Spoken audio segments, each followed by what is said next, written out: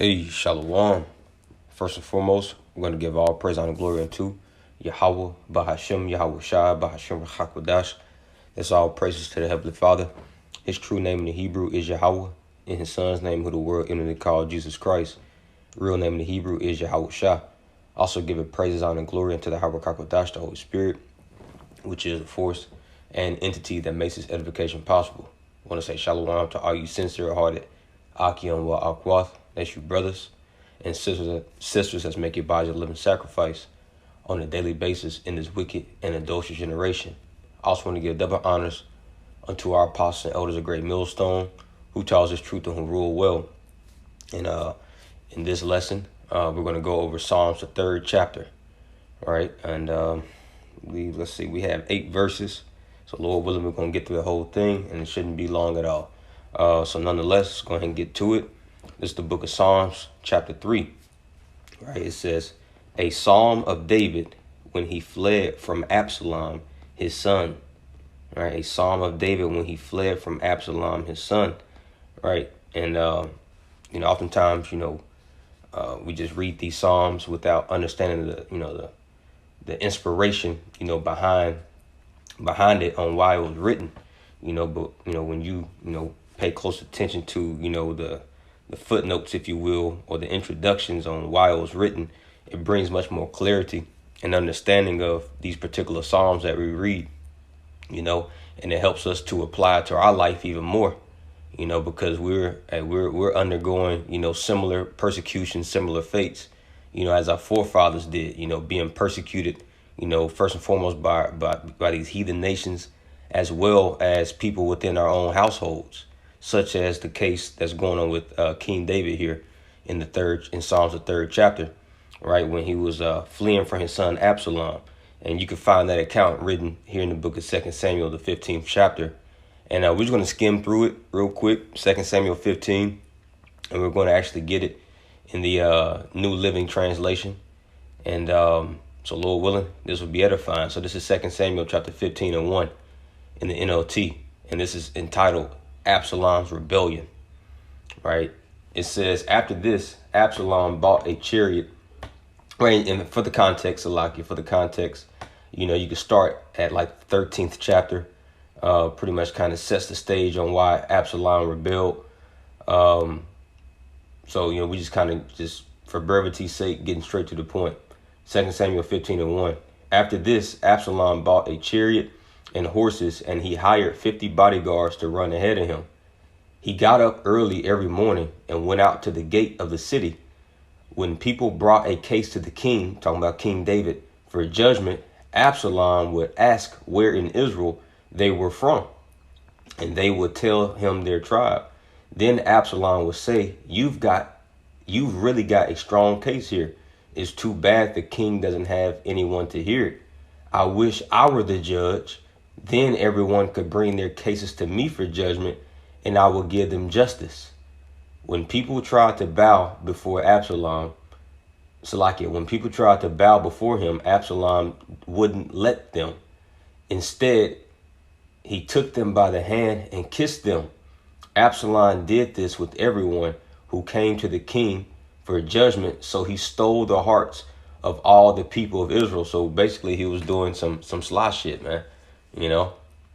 Ultimately, as we just read right before, people would try to present their, particular disputes or cases, to King David to have, their civil issues, judged, if you will. Absolom would go out before the city gates and meet them there, and pretty much, be that buffer, if you will, and ultimately for his own purposes, to gain the hearts of the people, because he wanted King David's position.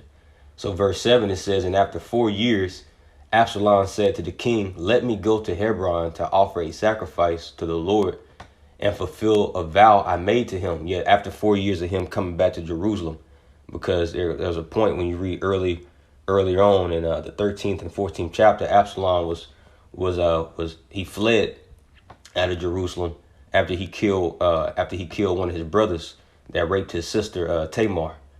Right, it says, verse 8, for while your servant was at Geshur in Aram, I promised to sacrifice to the Lord in Hebron. And this is what he's saying to King David, if he would bring me back to Jerusalem, right? And he got brought back to Jerusalem. So this is his excuse to, to go to Hebron to offer the Lord a sacrifice. It says, King David said in verse 9, all right, the king told him, go and fulfill your vow. So Absolom went to Hebron. But while he was there, he sent secret messengers to all the tribes of Israel to stir up a rebellion against the king. As soon as you hear the ram's horn, his message read, you are here to say, Absolom has been crowned king in Hebron. He took 200 men from Jerusalem with him as guests, but they knew nothing of his intentions. While Absolom was offering the sacrifices, he sent for Ahithophel, one of David's counselors, who lived in Gilo. Soon many others also joined Absolom, and the conspiracy gained momentum. Right, in this section, verses 13 all the way on down to the end of this chapter, right, it goes into David, David fleeing, David being on the run. And this is where we get Psalms, the 3rd chapter from. This is where the inspiration comes from, when David is catching distress in hell, when he's fleeing from his own son. Verse 13, a messenger soon arrived in Jerusalem to tell David, all Israel has joined Absolom in a conspiracy against you. Then we must flee at once, or it will be too late. David urged his men, hurry.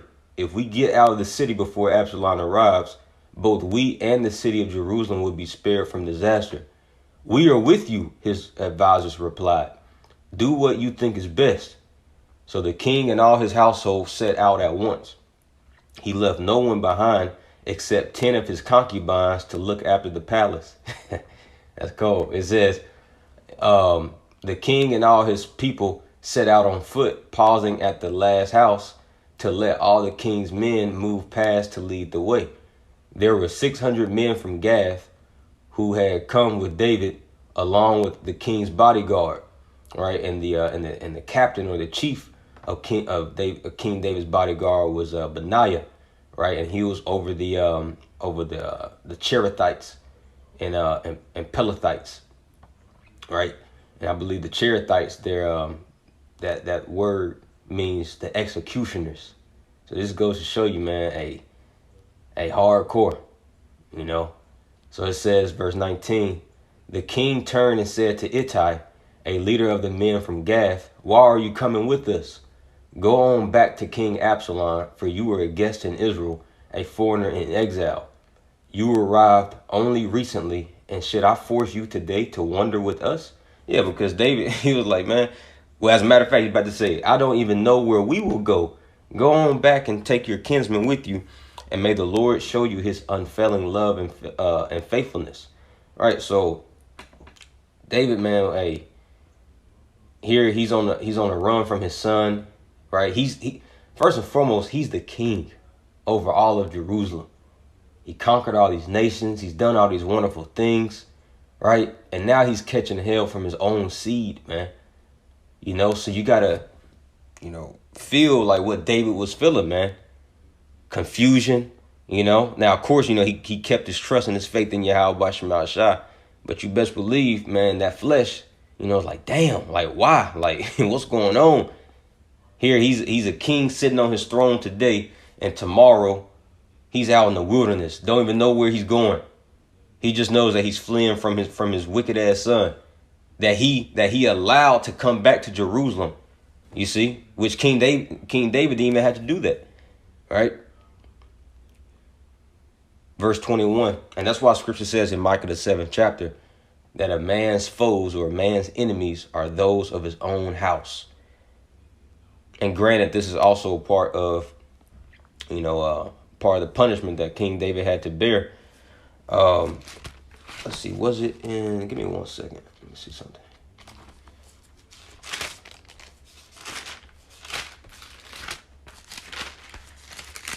Yeah, this is also part of the punishment that King David had to bear, after, his adultery with Bathsheba and the murder of Uriah the Hittite, right? The Lord pretty much promised King David, listen, man, you're gonna have trouble in your kingdom now. because you did this. I'm going to spare your life, but you're going to be catching hell. And David understood that. And like the book of Micah, the 7th chapter goes, says, I will bear the indignation of the Lord because I have sinned against him. You see, David was a man. He understood, like, yeah, this hell I'm catching, it's because I brought it upon myself, So he just, he went with it, But nonetheless, verse 20, 2 Samuel 15-20, you arrived only recently, and should I force you today to wander with us? I don't even know where we will go. Go on back and take your kinsmen. So like go on back and take your kinsmen with you, and may the Lord Yahweh show you his unfailing love and faithfulness. But Ittai said to the king, I vow by the Lord Yahweh and by your own life that I will go wherever my lord the king goes, no matter what happens, whether it means life or death, right? And when you take a vow to Yahweh by Shema Shah, right, as the law tells us in the book of Deuteronomy and the book of the book of Numbers, right? And you gotta pay it. You gotta do what you say you'll do unto the Lord. So this is why David replied in verse 22. He says, all right, come with us. So Ittai and all his men and their families went along. Everyone cried loudly as the king and his followers passed by. They crossed the Kidron Valley and then went out toward the wilderness. Zadok and all the Levites also came along, carrying the ark of the covenant of the Most High. They set down the ark of the Most High, and Abiathar offered sacrifices until everyone had passed out of the city. Then the king instructed Zadok to take the ark of the Most High back into the city. If the Lord sees fit, David said, he will bring me back to see the ark and the tabernacle again. Verse 26. But if he is through with me, then let him do what seems best to him. This goes to show you the humility that David had, and also understanding that at the end of the day, right, he brought all this upon himself. So he was just eating it, man, like a man. He said, hey, if the Most High is through with me, let him do what he seems to be best, right? But it wasn't that the Lord was through with King David, right? It was just that these particular events had to transpire, right? Verse 27, it says, the king also told Zadok the priest, look, here's my plan. You and Abiathar should return quietly to the city with your son Ahimaaz and Abiathar's son Jonathan. I will stop at the shallows of the Jordan River and wait there for a report from you. So Zadok and Abiathar took the ark of the Most High back to the city and stayed there. Now check this out, verse 30. David walked up the road to the Mount of Olives, weeping as he went. His head was covered and his feet were bare as a sign of mourning. And the people who were with him covered their heads and wept as they climbed the hill. When someone told David that his advisor Ahithophel was now backing Absolom, David prayed, "Oh Lord, Yahweh, let Ahithophel give Absolom foolish advice." Yeah, when you read chapters 16 and 17, we see exactly how the Lord answered David's prayer, man. The Lord made Ahithophel give Absolom foolish advice, which ultimately got them killed, man. You see? Verse 32, when David reached the summit of the Mount of Olives, where people worship the Most High, Hushai the Archite was waiting there for him. Hushai had torn his clothing and put dirt on his head as a sign of mourning. But David told him, "If you go with me, you will only be a burden. Return to Jerusalem and tell Absolom, I will now be your advisor, O king, just as I was your father's advisor in the past. Then you can frustrate and counter Ahithophel's advice." So pretty much David, set up a man. He sent this man, Hushai, the Archite,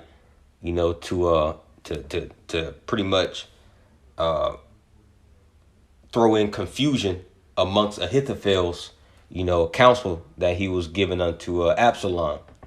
You see, so it goes to show you how that cunningness and that wisdom, scriptures speak about how wisdom shall preserve thee, away from that evil man, right? So the Lord wasn't through with David. The Lord allowed David to use wisdom, you see, to pretty much get out of the situation, right? It says Zadok and Abiathar the priest will be there Tell them about the plans being made in the king's palace, and they will send their sons Ahimaaz and Jonathan to tell me what is going on.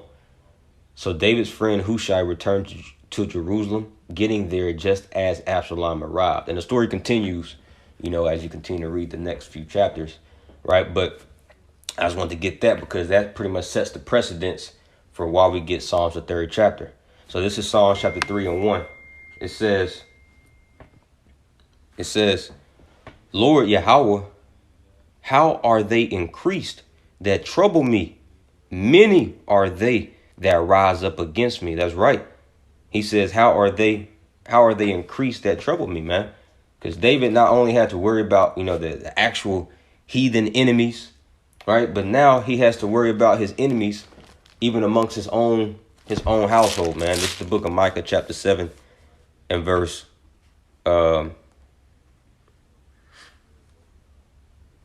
6. Let's start at verse 5. Trust ye not in a friend, put ye not confidence in a guide. Keep the doors of thy mouth from her that lieth in thy bosom. Yeah, even your wife. Because we even find examples of that within amongst King David, man. Right? His wife, Michal, you see, she turned out to be a complete demon. Verse 6, for the son dishonoreth the father. See, and this is what we're reading about. The son dishonoring the father. Absolom dishonoring, his father and king, man. Says, for the son dishonoreth the father, the daughter rises up against her mother, the daughter-in-law against her mother-in-law. A man's enemies are the men of his own house. You see? So our enemies are not just only the, these Edomites, and all these other nations, but even amongst our own people, man. Even amongst the nation of Israel, right? And even those that's in our own families. You may be sleeping with them. You may have begat them. You see?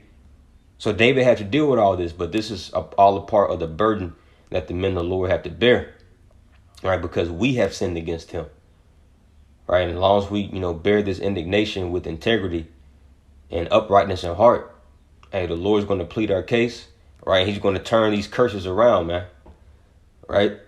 It says, Psalms 3 and 2, many there be which say of my soul, there is no help for him in the Most High. Yeah. And, once again, although, David wrote this, as he was, inspired and he was, writing this in his distress, right? We can also apply this to our life and make it personal, man, right? Because we go through the same things. Those of us that's on this journey, in pursuit of truth. Well, we already have the truth, but in pursuit of the kingdom, following Yahweh Shah. Yahweh Shah had to go through the same things, man. You see? And people say that there is no help for us, that the Most High ain't going to help us. But he will, man. Right? You read Psalms. Let's get this. Psalms, the 79th chapter. That's the book of Psalms, chapter 79. In verse 10, it says, wherefore should the heathen say, where is their God? Let him be known among the heathen in our sight by the revenging of the blood of thy servants which is shed. That's how the Lord is going to be made known unto these scoffers, unto these people that come up against us. When he starts avenging, when he starts, his judgments. So Psalms 3 and 2. So like it's Psalms 3 and 3. But thou, O Yahweh, are my shield for me. See? So the Lord is our shield. He's our shield to block, these fiery darts from Satan that he allows to be thrown out by our so-called friends, so-called wives, right? So-called children. You see, these heathen. And this is a blessing that the Lord promised, right, unto our forefather Abraham, man, that I will be a shield unto thee, right, and unto thy household, right? And the true household of Abraham in these times is the elect, man. This is the book of Genesis, chapter 15 and verse 1. After these things, the word of Yahweh came unto Abram in a vision, saying, fear not, Abram, I am thy shield and thy exceeding great reward. See, this is why David had so much faith, man, because he understood it's not his sword, it's not his shield that protects him, that defends him. It's ultimately Yahweh Shah, man. You see, the Lord is our shield. And we have to actually truly believe that, especially in the times that we're in right now. Right? There is nothing carnally we can do to be defended. You know, when all odds are against us, man. You got the enemy in your house. You got the enemy outside of your house. You got the enemy in the world. You got Esau. So there's nowhere you can go. We literally had to have divine intervention, divine protection, man. Right? But it starts with our faith in Yahweh B'Shem Shah. So Psalms 3:3 again. But thou, O Yahweh B'Shem Yahushua, are a shield for me, my glory, and the lifter up of my head. Yeah, he's going to lift up our heads over our enemies, man. He's going to take this shame and reproach off of us, and we're going to be able to stand up with boldness, man. Have our heads lifted up, chest poked out, right, in the boldness, you know, of Yahweh B'Shem Shah. Psalms 3:4. I cried unto Yahweh B'Shem Yahushua with my voice. See? And when we go through hell, man, we got to cry out to the Lord. You see, that shows our faith, that shows our fear, and that shows where, you know, ultimately our trust resides, man. You got to cry out to him. Sirach 2:10, you know. And honestly, each verse, you know, that we go through, you know, as Lord willing, as we continue to do, you know, this series going over the book of Psalms, honestly, each verse can really be a lesson in and of itself. You know, there's plenty of precepts that, you know, off of each verse, but we're going to get like 1 or 2 off of each verse, you know, because, man, the Spirit of the Lord was heavy, you know, was heavy upon King David, man. There's a lot of prophecies, a lot of wisdom, you know, exhortation. See, so this is Ecclesiasticus or Sirach chapter 2 and verse 10. Look at the generations of old, and that's what we're doing. Right? It says, and see, did ever any trust in the Lord and was confounded, or did any abide in his fear and was forsaken? Or whom did he ever despise that called upon him? Going back to Psalms 3 and 4. I cry unto the Lord with my voice, and he heard me. You gotta, man, that is powerful. You see, you crying out unto the maker of the universe through faith in his son, and he hears you, and then he honors your request. What an honor that is, man. You see? So he says, I cried out unto Yahweh B'Shem Shah with my voice, and he heard me out of his holy hill. You see? And once again, we apply that to ourselves, man. Right? This hell that we catching now, but especially the hell that we'll be going through when we in the strait of the straits, man. In the time of Jacob's trouble. See, the Lord will honor our prayers, man. Psalms chapter 20 and verse 1. The Lord hear thee in the day of trouble. The name of the power of Jacob defend thee. And that proves that you got to know the names. His name is not Yeshua, Yahushua, Yahuwah, you know, Yahweh, Jehovah. That's not his names, man. There's only Acts 4. Acts 4 and 20. Let's get it. This is the book of Acts, chapter 4 and verse 12. Neither is there salvation in any other, for there is none other name under heaven given among men whereby we must be saved. You see? And we understand and know over here that his name is Yahweh Shah. See? So the Lord hear thee in the day of trouble. The name of the power of Jacob defend thee. It's going to be through those names, man. Yahweh, Bahashem, Yahweh Shah. Yahweh, right? And Bahashem means in the name, right? Ba, in, ha, the, Shem, name, Yahweh Shah. Right? And we believe those names through faith. Psalms 20 and 2. Send thee help from the sanctuary. So when you crawl out into those names, right, the Lord's going to, verse 2, send thee help from the sanctuary and strengthen thee out of Zion. And who's that help that he's going to send forth from the sanctuary? Yahweh Shai and the angels, man. Verse 3, remember all thy offerings and accept thy burnt sacrifice, Selah. And what's the offerings? What's the sacrifices that the Lord is going to remember that we've given unto him?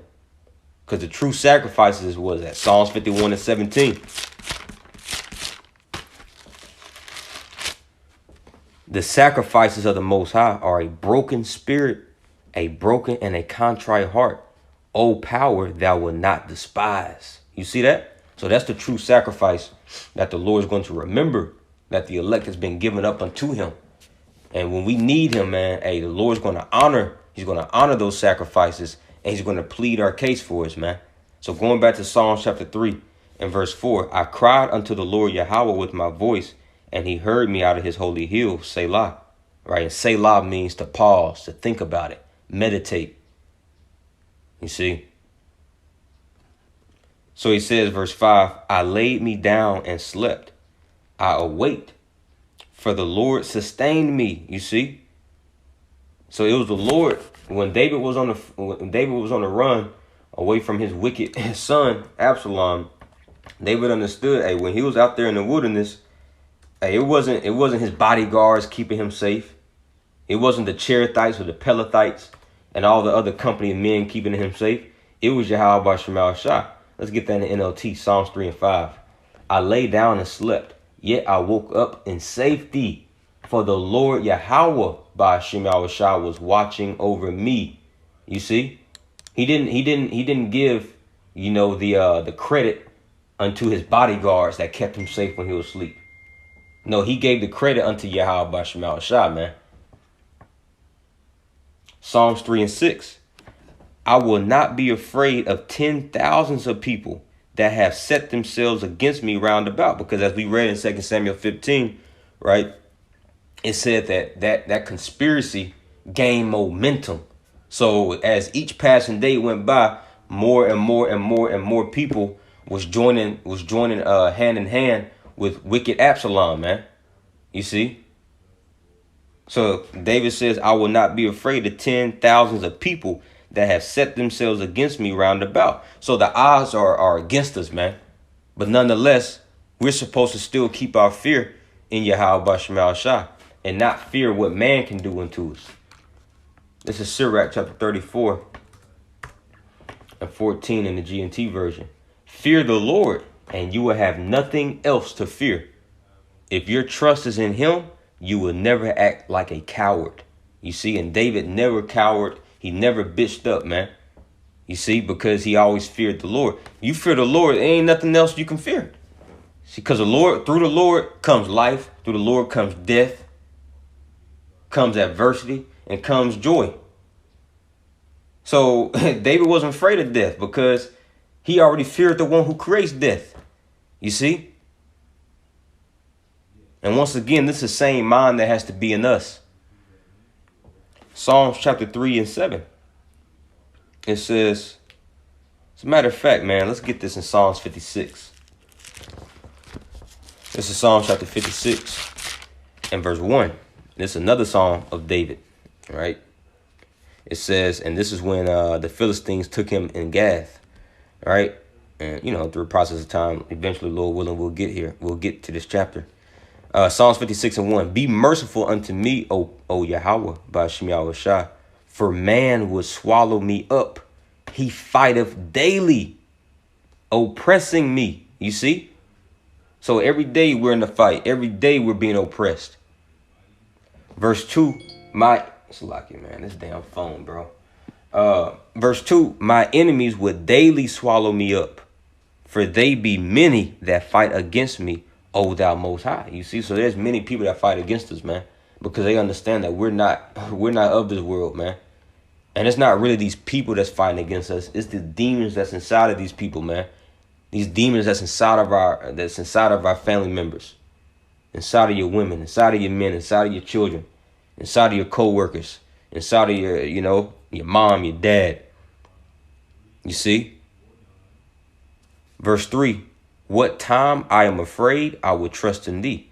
Yeah, so David says, hey, the times when I'm afraid, I'm going to still trust in you. Because once again, hey, that flesh, hey, that initial feeling when you get bad news or something bad happens to you and your heart starts to, beat real fast and you kind of get nervous, get anxious. He says, that's when I'm going to trust in you. So in the times when I'm afraid, that's when I'm going to trust in you, man. And you best, like we said earlier, man, you best believe when David first heard of this conspiracy that his son was plotting against him, and he understood, like, damn, I gotta leave, or else I'm gonna be killed. All right, you best believe, yeah, man. Hey, David was in the flesh. All right, there's no temptation that's overtaken us that's not common to man. So, hey, you best believe he was a little nervous, man. But he quickly counteracted that with the spirit. You see, by putting his faith in the Lord. So Psalm chapter 3 and verse 7. Arise, O Yahweh, save me, O my power, for thou hast smitten all my enemies upon the cheekbone. Thou hast broken the teeth of the ungodly. That's right. And that's what the Lord is going to do to all of our enemies, man. He's going to break their teeth in their mouth, like it says in Psalms the 50th chapter. And teeth, symbolize, might, symbolizes power, symbolizes, your military might, like such as when you read Daniel the 7th chapter, speaks about how Rome, had those great iron teeth. You see, and iron is harsh and rigid, and those teeth is going to his military might. So that's what Yahweh Shah is going to do for us. When he comes back, he's going to break this man's power. You see? So it says, verse 8, salvation belongeth unto Yahweh by Shem Yahweh Shah. Thy blessing is upon thy people. That's right. So, and David understood that no matter how the outcome goes, right, salvation comes from the Lord. Psalms chapter 68 and verse 20, he that is our God is the God of salvation. Right? Meaning he's the power of salvation, meaning he's the one. It all starts and stops with him when it comes to who lives and who dies. He that is our God is the God or power of salvation, and the power and Salaki and God, the Lord, belong to answer. Let me start over. I'm getting too excited. Psalm 68 and 20. He that is our God is the God of salvation, and unto Yahweh Bashem Yahweh Shah belong the issues from death.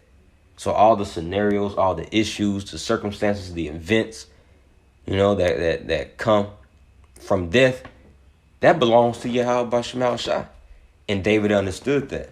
That's why he says salvation belongeth unto the Lord, man. And thy blessing is upon thy people. And that blessing is salvation. And he's going to bless the elect with salvation, man. Just how he eventually, had David, to be delivered from his son in this scenario, as you continue to read 2 Samuel. So that's pretty much it, for Psalms the 3rd chapter. Lord willing, you occupant Akwath were edified. Until next time, I want to give all praise, honor, glory unto Yahweh, Bahashem, Yahweh Shah, Bahashem, Hakudash. I want to give double honors to the Apostle Elders of Great Millstone, DTA, Ababa Ball, Kramasharala, Shalom.